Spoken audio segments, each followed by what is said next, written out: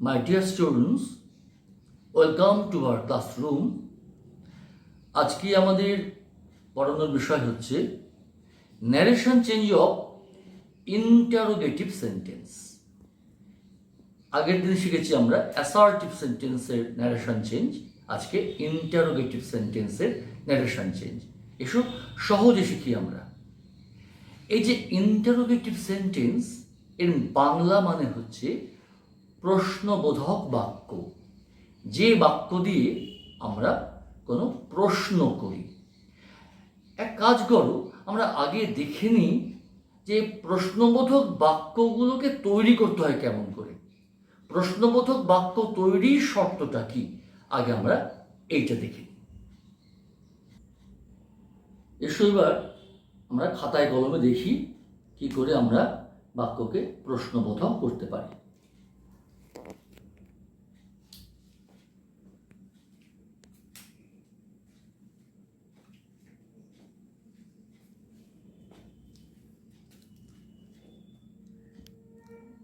এই দেখো, এই যে বাক্যটা, এটা assertive sentence.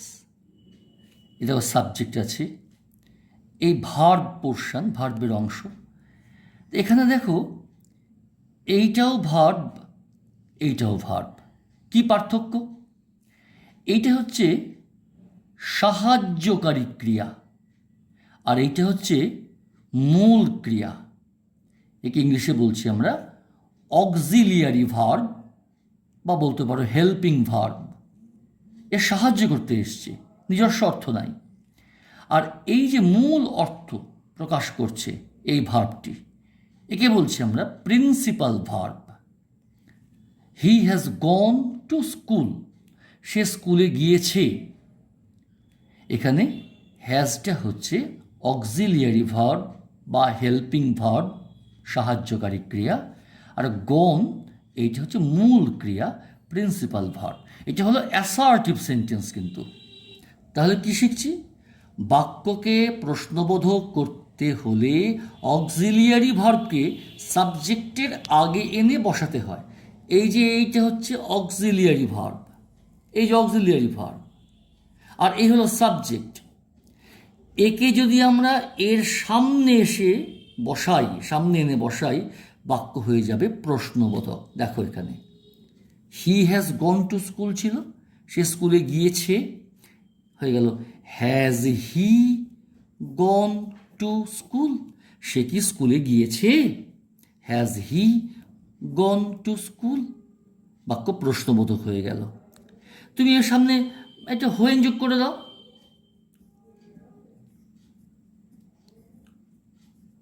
When has he gone to school, when has he gone to school, সে কখন স্কুলে গিয়েছে। তুমি এর সঙ্গে সামনে হোয়াই যোগ করে দাও।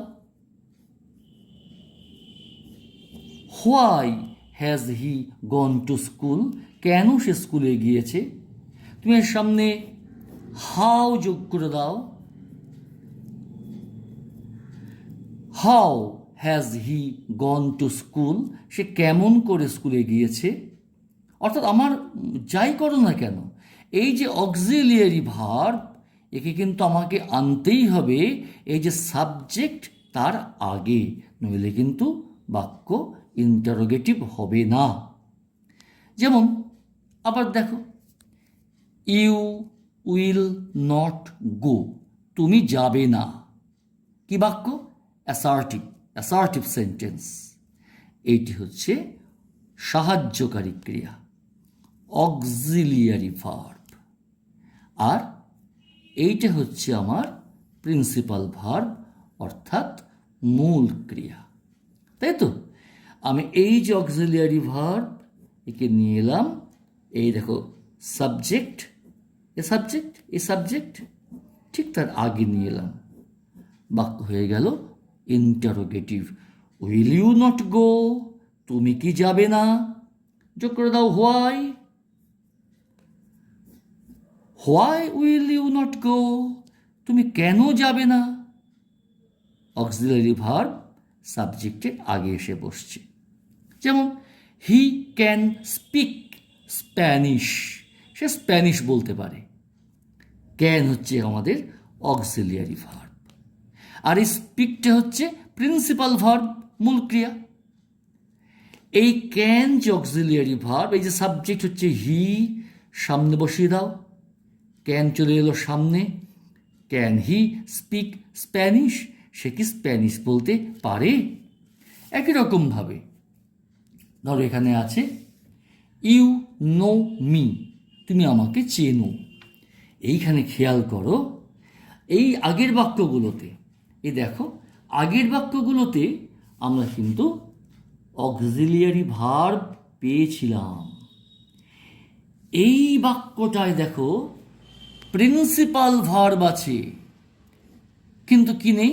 অক্সিলিয়ারি ভার্ব নেই। অথচ আমরা শিখেছি বাক্যকে প্রশ্নবাচক করতে হলে অক্সিলিয়ারি ভার্ব অর্থাৎ সাহায্যকারী ক্রিয়াকে এই সাবজেক্টের আগে এনে বসাতে হবে। যখন ঘরে আমার নেই তখন ধার করে আনি। প্রেজেন্ট টেন্সের ক্ষেত্রে আমরা ধার করে আনব ডু অথবা ডাস, প্রয়োজন অনুযায়ী। আমার লাগবেই, বাক্যকে প্রশ্নবাচক করতে হলে এই সাবজেক্টের আগে আমাকে একটা অক্সিলিয়ারি ভার্ব সাহায্যকারী ক্রিয়া আনতে হবে। আমার বাক্যে নেই, আমি ধার করে আনব। কাকে, কোন ভার্বকে আনতে হয়? ডুকে আনতে হয়। তাই কি করলাম দেখো, ইউ নো মি ছিল, সামনে ডু বসিয়ে দিলাম। Do you know me? তুমি কি আমাকে চেনো? হি কামস হিয়ার এভরিডে, সেখানে রোজ আসে। কামস রয়েছে বলে এখানে কিন্তু কামসটা হচ্ছে প্রিন্সিপাল ভার্ব, মূল ক্রিয়া। কোনো অক্সিলিয়ারি ভার্ব নেই, ঘরে নেই, ধার করে আনছি। কাকে আনছি? কামস আছে বলে আনলাম ডাজ। বসালাম কোথায়? এই যে হি আমার সাবজেক্ট রয়েছে তার সামনে বসালাম। হি কামস হিয়ার এভরিডে, সে রোজ এখানে আসে। Does he come here everyday? এই দেখো ডাজ হচ্ছে আমার সাহায্যকারী ক্রিয়া, এখানে ছিল না তাই ধার করে নিয়ে এলাম। বসালাম কোথায়? এ সাবজেক্টের আগে কিন্তু। Does he come here everyday? সে কি রোজ এখানে আসে? সামনে যোগ করে দাও হোয়াই। হোয়াই যোগ করে দাও, হোয়াই, কেন সে রোজ এখানে আসে? বোঝা যাচ্ছে? আরেকটা বাক্য দেখো, পাস্ট টেন্সের ক্ষেত্রে আবার কি হচ্ছে? বাক্যটা পাস্ট টেন্সে আছে, কিন্তু সেখানেও কোনো বাক্যে কোনো অক্সিলিয়ারি ভার্ব নেই, সাহায্যকারী ক্রিয়া নেই। আমি চাইছি বাক্যকে প্রশ্নবোধক করব, অর্থাৎ আমার অক্সিলিয়ারি ভার্বকে আনতে হবে সাবজেক্টের আগে, আবার সে ধার করতে হবে। পাস্ট টেন্সের ক্ষেত্রে ধার করব কাকে? ডিডকে ধার করব। ইয়োর ফাদার, তোমার বাবা, ওয়েন্ট গিয়েছিলেন, দেয়ার সেখানে। দেখো এইটা হলো আমার প্রিন্সিপাল ভার্ব, মূল ক্রিয়া। বাক্যে কিন্তু কোনো সাহায্যকারী ক্রিয়া নেই। আমি চাইছি বাক্যকে প্রশ্নবাচক করতে, ধার করব। পাস্ট টেন্সের ক্ষেত্রে ধার করব কাকে? ডিডকে ধার করব। আর ডিড বসবে কোথায়? এই যে সাবজেক্ট, ইয়োর ফাদার হচ্ছে আমার বাক্যের সাবজেক্ট। ইয়োর ফাদার এ হলো বাক্যের সাবজেক্ট। একে আমি, এই যে ইয়োর ফাদার বাক্যের সাবজেক্ট, তার সামনে বসিয়ে দিলাম ডিড। আর যখন ডিডকে আমি আনছি, এই মূল ক্রিয়া কিন্তু আর পাস্টে থাকবে না, সেটা প্রেজেন্ট হয়ে যাবে, প্রেজেন্ট ফর্ম হয়ে যাবে। তাই ইয়োর ফাদার ওয়েন্ট দেয়ার, তোমার বাবা সেখানে গিয়েছিলেন। ডিড ইয়োর ফাদার গো দেয়ার? খেয়াল করো, ওয়েন্ট ছিল, এটা গো হয়ে যাচ্ছে ডিড এসছে বলে। ডিড ইয়োর ফাদার গো দেয়ার? দেখো তুমি এখানে সামনে হাউ যোগ করে দাও। হাউ কি দাঁড়ালো? হাউ ডিড ইয়োর ফাদার গো দেয়ার? তাই তো? যাই করো না কেন তোমাকে এটা সাহায্যকারী ক্রিয়া আনতেই হবে এই যে সাবজেক্টের আগে, ইত্যাদি।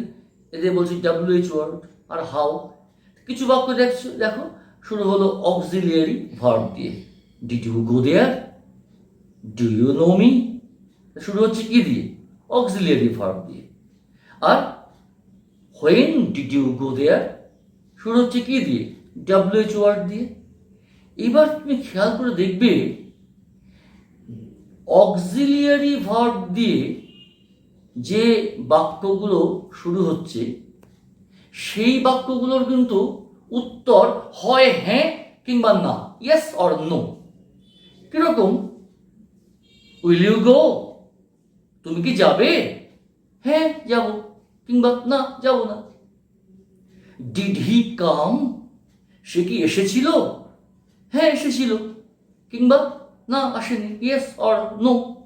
তাহলে এই যে ইয়েস নো দিয়ে যার উত্তর হতে পারে, এদের ন্যারেশন চেঞ্জ আমরা করবো একভাবে। আর যেগুলো ধরো হোয়েন, হোয়াট, হোয়া ইত্যাদি করছি, তার একটা নির্দিষ্ট উত্তর থাকে। হোয়েন ডিড হি গো দেয়ার? সে কখন সেখানে গিয়েছিল? আমি উত্তরে বলতে পারবো সকালে গিয়েছিল কি সন্ধ্যাবেলায় গিয়েছিল। তা দেখা যাক আমরা এই বাক্যগুলোর ন্যারেশন চেঞ্জটা কেমন করে করতে পারি। এই ন্যারেশন চেঞ্জ করবো বলেই আমরা আগে বাক্যগুলো সম্পর্কে একটা ধারণা আনার চেষ্টা করলাম। ইন্টারোগেটিভ সেন্টেন্সের ক্ষেত্রে কিছু কিছু বাক্য শুরু হচ্ছে অক্সিলিয়ারি ভার্ব দিয়ে, আবার কিছু বাক্য শুরু হচ্ছে WH ওয়ার্ড ও হাউ দিয়ে। আরটি কি বললাম? অক্সিলিয়ারি ভার্ব দিয়ে যে বাক্যগুলো শুরু হচ্ছে তাদের উত্তরে শুধু এস বা নো হয়। এবার চলে আসি এদের ন্যারেশন চেঞ্জে। এই কি অদ্ভুত ছবিটা দেখো। এর নাম হচ্ছে মণি, আর এর নাম দেবু। এটা হচ্ছে আমি। এবার মণি একে প্রশ্ন করছে। মণি দেবুকে বলছে, তুই কি গিয়েছিলি? মণি দেবুকে বলছে, তুই কি গিয়েছিলি? আমি তো আগেই শিখিয়েছি। ন্যারেশন মানে একজন আরেকজনকে কিছু বলছে, সেইটা আমি এখন আমার মতো করে বলছি। তা মণি দেবুকে জিজ্ঞাসা করেছে, তুই কি গিয়েছিলি? এবার তাহলে ওদের যে কথা সেটা আমি তোমাদের কেমন করে বলবো? আমি বলবো, মণি দেবুকে জিজ্ঞাসা করলো সে গিয়েছিল কি না, তাই না? মণি বলছে দেবুকে, তুই কি গিয়েছিলি? ওদের মধ্যে কথা হয়ে গেছে। এবার ওদের কথাটা আমি শুনতে পেয়ে গেছি। তোমাদের ওই এবার কি বলবো জানিস বা জানো, মণি দেবুর কাছে জানতে চাইলো সে গিয়েছিল কি না। তাহলে এই যে ইয়েস নো দিয়ে যে উত্তর হতে পারে, এই যে কোশ্চেনগুলো, তাতে যে কি না লাগে সব ক্ষেত্রে দেখো। তুমি কি এসেছিলে? আমি যদি আমার মতো করে বলি, সে জানতে চাইলো এসেছিল কি না, কি না লাগবে। এই কিনার ইংরেজি কিন্তু জানো কি হয়? এই কিনা লাগবে, এই কিনার ইংরেজি হচ্ছে ইফ। ইফ মানে যদি যেমন হয়, আবার এই ইফ মানে হচ্ছে কিনা। আমরা যে ন্যারেশন চেঞ্জ করতে গিয়ে যে ইফ দিই, ওই কিনা অর্থে, এই কিনা অর্থে আমরা কিন্তু ইফ বা ওয়েদার, ইফ বা ওয়েদার এর অর্থ হচ্ছে কিনা।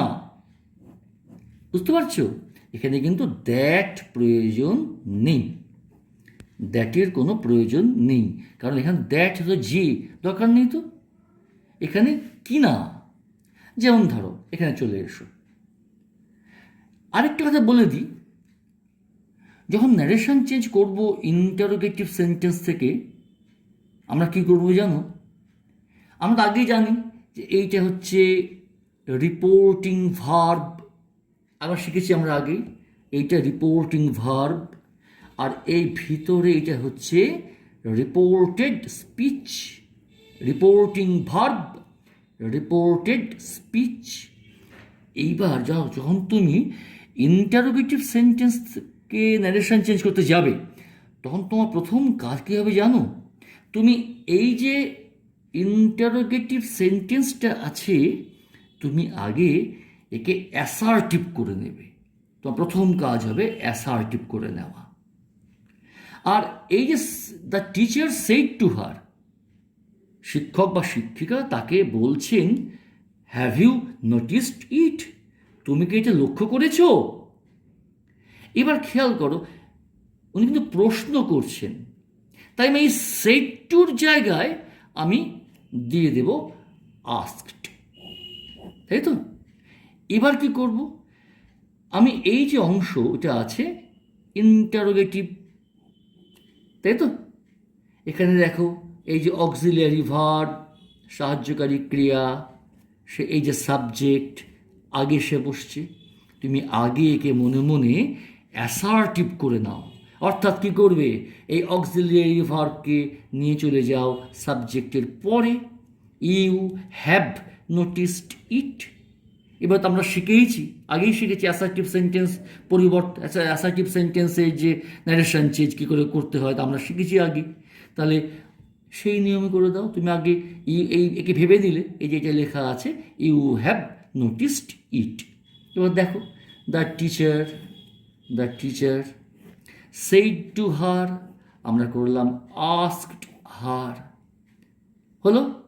এইবার কিনা আসবে এখানে, এই যে টিচার জিজ্ঞেস করলেন তুমি কি এটা লক্ষ্য করেছো, আমি আমার মতো করে কি বলবো?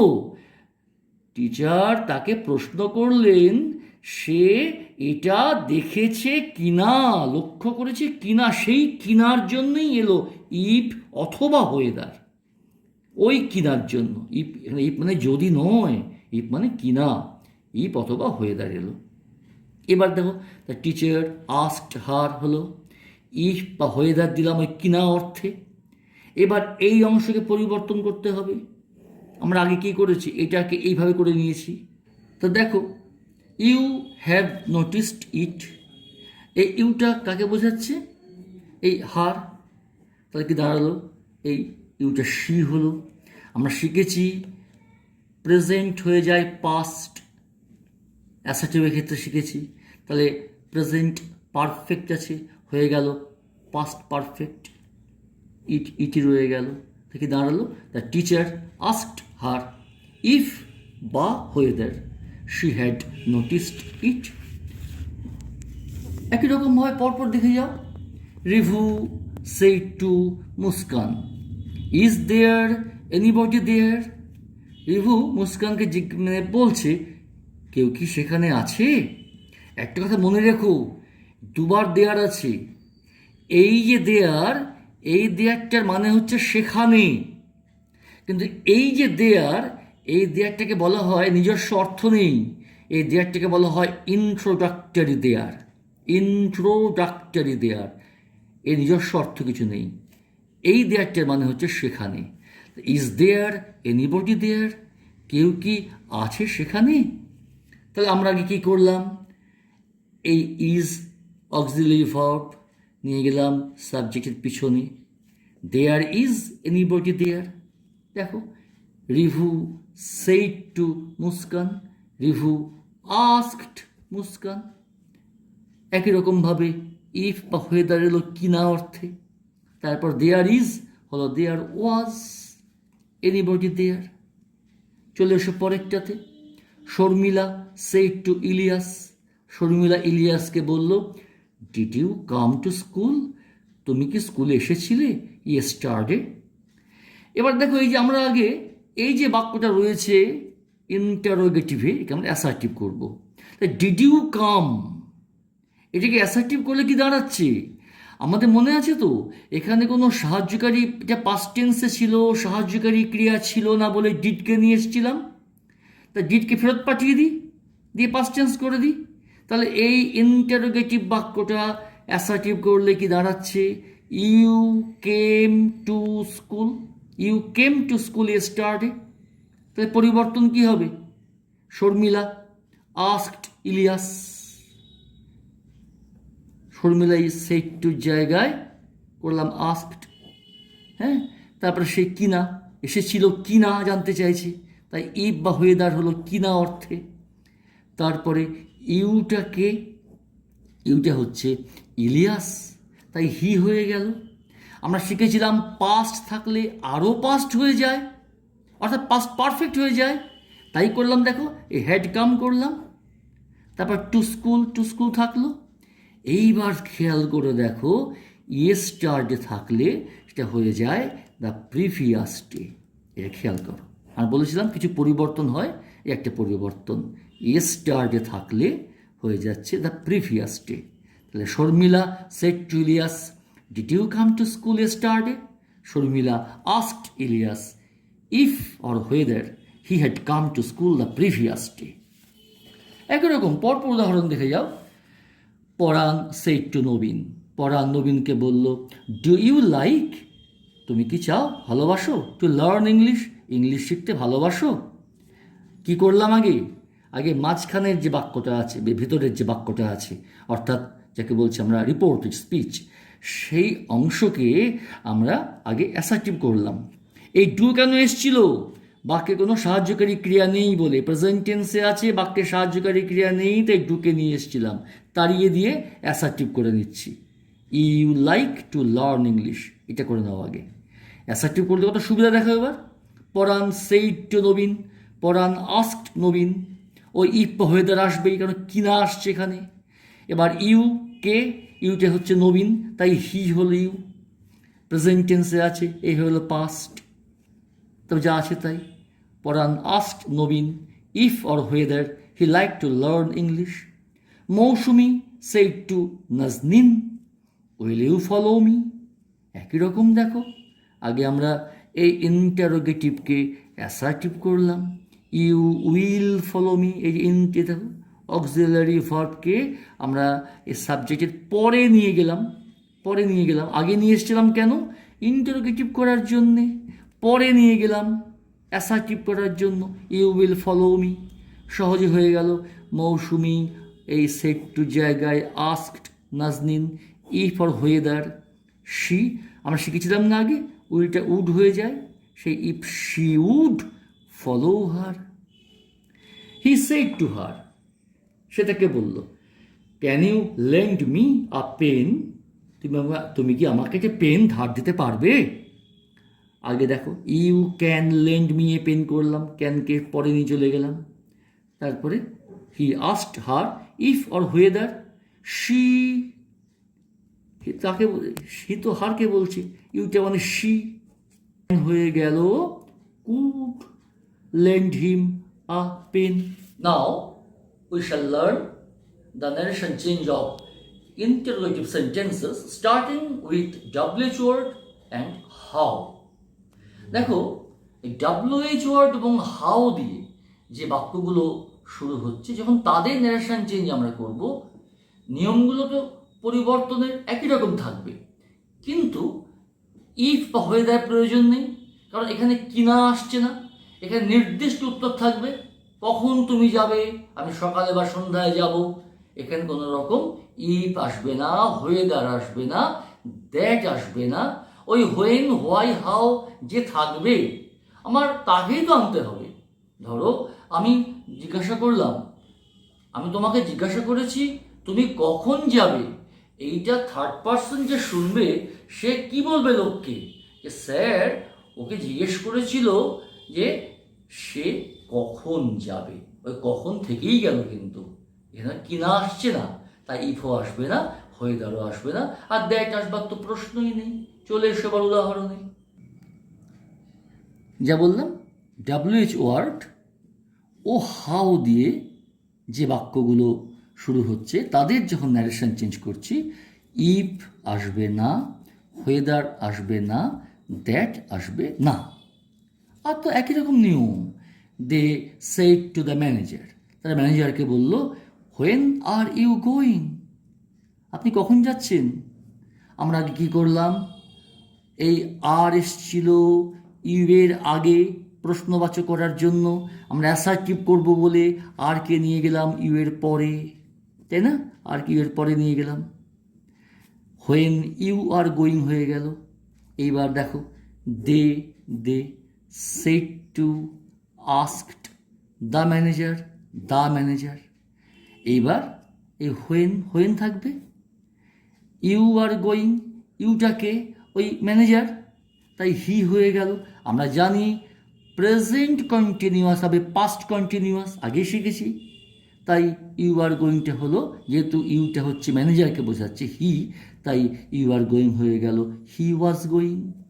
একই রকমভাবে the teacher said to the students, মাস্টারমশাই ছাত্রদের বলছেন, why were you making a noise, তোমরা কেন গোলমাল করছিলে?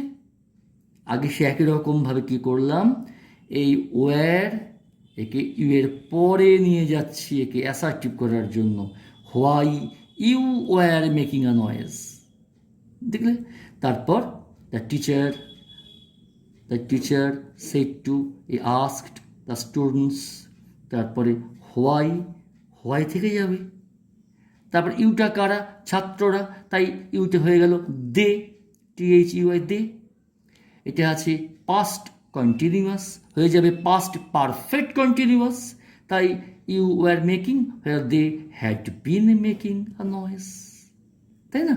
তারপর তুমি দেখো, আই আস্কড, আমি জিজ্ঞাসা করেছিলাম দ্য ওয়াইজ ম্যান, আমি ওয়াইজ ম্যানকে জিজ্ঞাসা করেছিলাম। আমি সেড টুও করতে পারি এখানে, আই সেড টু, তাও করতে পারি। I said to the wise man, whom do you consider, আপনি কাকে, হুম মানে কাকে, হুম ডু ইউ কনসিডার, আপনি কাকে মনে করেন, কাকে গণ্য করেন, দ্য হ্যাপিয়েস্ট অফ মেন, সুখীতম মানুষ বলে আপনি কাকে মনে করেন, হুম ডু ইউ কনসিডার। এখানে তুমি দেখো সেড টু, আস্কড, সেড টুকে আস্ক করেছি সব জায়গায়, এখানে তুমি আস্ক না করে করতেই পারো, I wanted to know from the wise man, একই তো হলো। আমি ওয়াইজ ম্যানকে জিজ্ঞাসা করলাম, I ask the wise man, না করে বলতেই পারি আই ওয়ান্টেড টু নো, জানতে চাইলাম, ফ্রম দ্য ওয়াইজ ম্যান, আমি জানতে চাইলাম ওয়াইজ ম্যানের কাছ থেকে। তারপর সে একই রকম, হুম ডু ইউ কনসিডার প্রেজেন্ট টেন্সে আছে, তাই প্রেজেন্ট হয়ে যায় পাস্ট, হুম থেকে গেল হি, ইউ মানে কে, ওই wise man, he considered present হয়ে যাবে past, considered the happiest of men. Ratan said to Nila, how did you know this, একই রকম তুমি এখানে আস্কড করলে না, ওয়ান্টেড টু নো ফ্রম করলে না, তুমি এখানে এনকোয়ার্ড অফ করতে পারো আস্কের জায়গায়, রতন এনকোয়ার্ড অফ নীলা, একই রকম নিয়ম। পাস্ট টেন্সে আছে এটা, এই ডিড বুঝিয়ে দিচ্ছে যে বাক্যটা পাস্ট টেন্সে আছে। তো আগে আমরা কী করলাম, ডিডকে সরিয়ে দিয়ে ইউ নিউ করে দিচ্ছি, ইউ নিউ পাস্ট টেন্স করে দিলাম। এবার তার পরিবর্তন নিয়ে আসবো সেই পুরনো নিয়মটাতে, Ratan enquired of Nila, how, past টেন্সে আছে, পাস্ট হয়ে যায় আরও পাস্ট মানে পাস্ট পারফেক্ট হয়ে যায়, how she had known that, তাহলে দিস কিন্তু হয়ে যায় that. Ratan said to Nila, how did you know this, Ratan inquired of Nila how she had known that. আজ এ পর্যন্ত। In our next classes we shall learn the narration change of imperative sentence, optative sentence and exclamatory sentence. Please keep on practicing. Practice makes a man perfect.